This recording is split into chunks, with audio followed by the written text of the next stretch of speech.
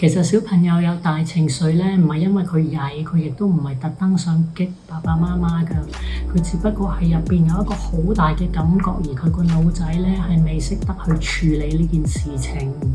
其實佢入邊咧只不過有一個訊息係話佢需要幫忙啊。小朋友佢本身咧係好敏感嘅，父母佢自己有一啲壓力啊。可能我哋冇講出嚟，但係其實小朋友佢已經能夠感應到屋企入邊父母本身係覺得我要壓抑情緒嘅，長此以嚟嘅話咧，亦都會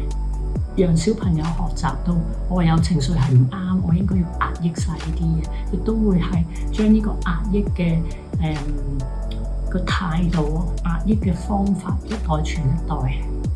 咁其實一啲都唔健康㗎。咁情緒咧係冇好壞之分㗎。容許自己有唔開心嘅時候，小朋友有唔開心嘅時候，嬲唔係一個問題，但係嬲嘅時候做乜嘢嗰個行為係我哋可以去調整嘅。其實咧要去舒緩情緒咧，我會話唔好等有情緒嚟嘅時候先至去做舒緩啊，反而係咧每一日俾少少時間自己啦，去照顧返自己啦，做一啲自己鍾意嘅嘢。喺呢度同大家分享一個簡單嘅呼吸練習。請你坐喺張凳度，挺直個背脊，背脊咧離開個椅背，雙手咧放喺大髀之上，而雙腳平放喺地下。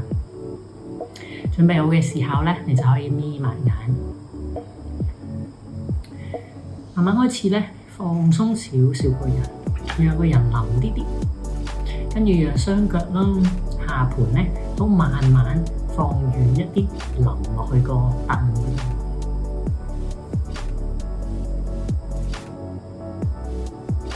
跟住我哋做幾個深呼吸練習，幻想下腹有一個小氣球。呼氣，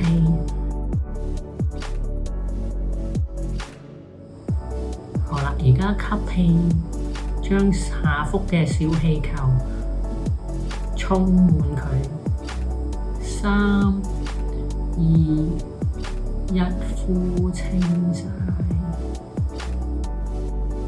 慢慢放開呢個深呼吸嘅練習。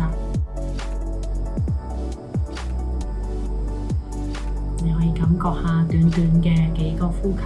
其實真係可以將成個人慢落嚟㗎。其實我覺得每一個父母咧都好想俾自己小朋友最好嘅，咁但係奈何我哋自己都係學緊做父母，我哋唔識天生做一個好嘅父母，